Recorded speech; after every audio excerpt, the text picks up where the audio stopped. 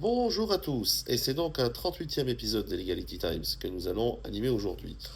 Je vous avais promis un petit tour du côté de nos assemblées parlementaires en France. Effectivement, il y a pas mal de changements qui ont été actés au courant de ce mois de novembre 2025. Donc plusieurs changements, notamment l'application de la fameuse loi climat et résilience, et il faut savoir que l'interdiction de louer tout logement classé G est entrée en vigueur. Donc aujourd'hui, il est formellement interdit de louer si la note de votre diagnostic de performance énergétique est un G. Pour ceux qui ont une note F, vous avez, et ça c'est acté depuis janvier 2025, vous avez un an pour améliorer votre note. Sinon, au bout d'un an, vous serez interdit de louer pareil. Donc, on a encore une fois une obligation non seulement de présenter ce diagnostic de performance énergétique, mais maintenant, et c'est acté, cette interdiction qui avait été, n'est-ce pas, programmée en janvier 2025, pour janvier 2025, et qui avait été légèrement retardée, cette fois-ci, elle est actée et il est formellement interdit, sous peine de sanctions très lourdes, de louer, ça peut aller au pénal, de louer si votre diagnostic de performance énergétique présente un G. Donc, il s'agit tout simplement d'éliminer les passoires thermiques, on va dire, du marché locatif. Bon. Voilà. Il y a une autre mesure, et là qui devrait faire sursauter plus d'un propriétaire, et plus d'un propriétaire en particulier expatrié, parce que beaucoup d'entre vous, propriétaires d'un bien en France, expatriés, loués à des étudiants, ou louer à court terme, parce que vous contrôlez davantage évidemment le renouvellement quand il y en a un qui s'en va l'année suivante, ou qui vient pour une année, enfin qui vient pour une année de master, qui s'en va, et qui bon, il y a un flux qui est plus facilement contrôlable. J'ai remarqué que beaucoup d'expatriés, de Français expatriés propriétaires en France, dans les grandes villes, loués à des étudiants. Bon, pas tous, hein, mais certainement. Et il faut savoir qu'à partir de maintenant, les étudiants vont bénéficier de protections supplémentaires, vont bénéficier d'un encadrement des loyers, d'un plafonnement des loyers dans certaines villes universitaires, et une extension de la fameuse garantie visale. Hein, la garantie visale qui donc, très concrètement, vous impose des mesures complémentaires en cas, notamment, vous impose on va dire, des précautions complémentaires, notamment en cas de retard de paiement, ou en cas de défaut de paiement. Hein, vous ne pouvez pas procéder à une mise en demeure comme vous le feriez avec un locataire habituel. Il y a des mesures spéciales qui s'appliquent. Et surtout, la procédure d'expulsion, déjà qu'elle est laborieuse, là, elle est encore davantage. Voilà. Donc, plus ça va aller, plus il faudra se dire que louer à des étudiants n'est pas toujours, malheureusement, une bonne idée. Ça l'est parce que vous avez, disons, une certaine respiration, on va dire, une certaine souplesse, on va dire, un certain contrôle dans la durée du bail, parce que vous savez qu'à un moment donné, la personne va terminer ses études et va quitter son appartement, donc vous allez pouvoir louer à quelqu'un d'autre, avec une révision du loyer cas échéant. Autrefois c'était possible, maintenant ça ne l'est plus. Maintenant vous avez un plafonnement et vous devez vous y tenir. Bon, alors Est-ce qu'il vaut mieux pas finalement avoir un bon locataire qui paye rubis sur l'ongle chaque mois, hein, et qui entretienne votre bien comme si c'était le sien.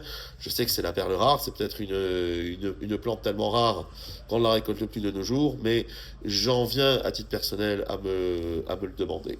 Bon.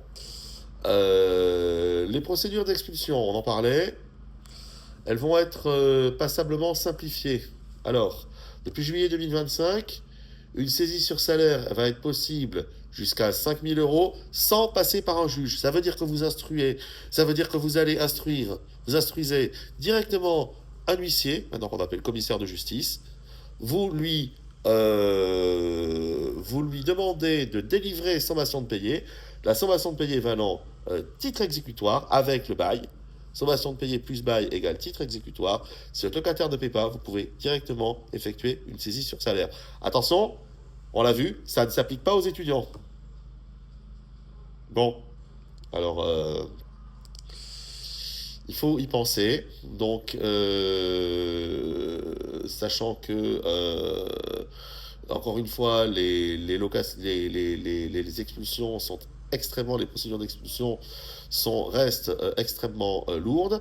Alors, en réalité, plus qu'une simplification de procédure, ce qui se passe, c'est qu'on vous met à disposition un logiciel qui s'appelle Exploc, système d'information centralisé, où vous allez savoir, où chaque, si vous voulez, locataire qui aura fait l'objet d'une expulsion va être signalé, et vous allez savoir, vous allez avoir moyen de savoir en tant que propriétaire si le locataire que vous allez prendre, que vous avez pris, a déjà fait l'objet d'une expulsion.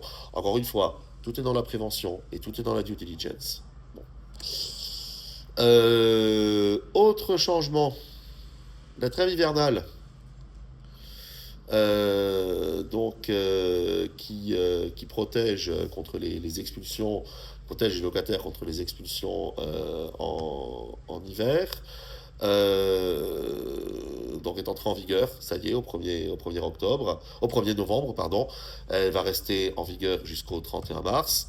Alors, autrefois, pendant la trêve hivernale, il n'était même pas possible d'obtenir une décision de justice en référé, c'est-à-dire si vous aviez un squat par exemple, à la faveur de la trêve hivernale. C'était ubuesque. Aujourd'hui, Dieu merci, c'est possible. C'est-à-dire que si vous avez une situation flagrante de squat, si vous avez des intrus, si vous avez une situation urgente, le juge pourra statuer en référé et déroger, pour le coup, et permettre l'expulsion des intrus sans avoir à tenir compte de cette fichue trêve hivernale. Ce qui est une décision assez salutaire, il faut le dire. Bon. Et justement, j'y viens. Aujourd'hui, squatter, c'est un délit. S'approprier indûment un bien immobilier, c'est un délit. Donc, il a fallu malheureusement attendre la loi anti-squat, qui est passée en 2023, mais aujourd'hui, non seulement des squatteurs qui vont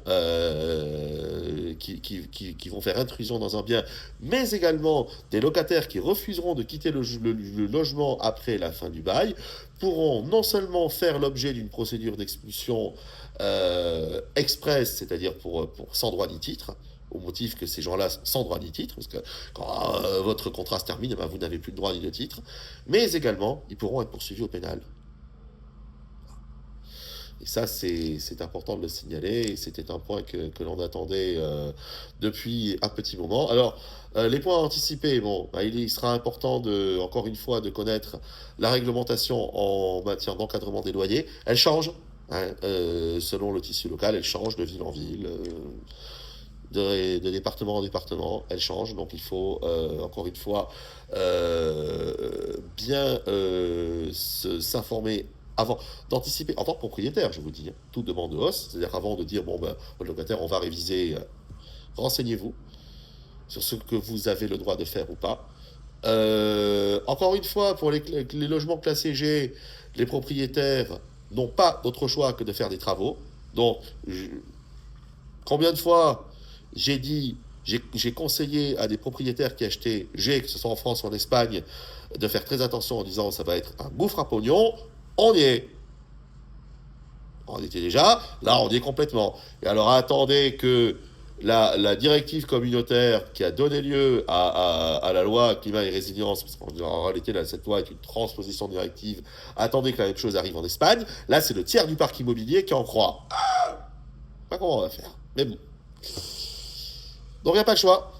Il faudra faire des travaux. Et pour les locataires, ça peut signifier que le logement, malheureusement, risque de ne plus être éligible à la location avant la fin de leur bail. Il est évident que la loi n'a pas d'effet rétroactif. Donc, bon, les baux qui ont été conclus avec des G continuent. Hein, c'est-à-dire que si vous êtes locataire d'un bien qui est noté G, vous allez aller jusqu'à la fin du bail. Par contre, si votre propriétaire ne fait pas les travaux, ouais. Et alors là, pour le coup, va se poser un vrai dilemme, parce que ça va être où le propriétaire n'aura pas d'autre choix que soit de faire les travaux et de reloger son locataire, soit de laisser l'appartement tel quel, et à la fin du bail, par définition, il ne pourra plus le louer. Bon. Donc, encore une fois, propriétaire titulaire d'un logement classé G, agissez. Et agissez tout de suite. Ah.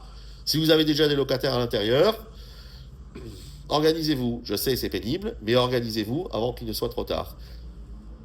Nous sommes à votre écoute pour faire les choses dans les clous de la loi, pour faire les choses comme il faut. Hein, chaque propriétaire a des obligations très lourdes vis-à-vis de son locataire. Donc, n'hésitez pas à nous consulter en amont et le plus vite possible. À tout bientôt et bonne semaine.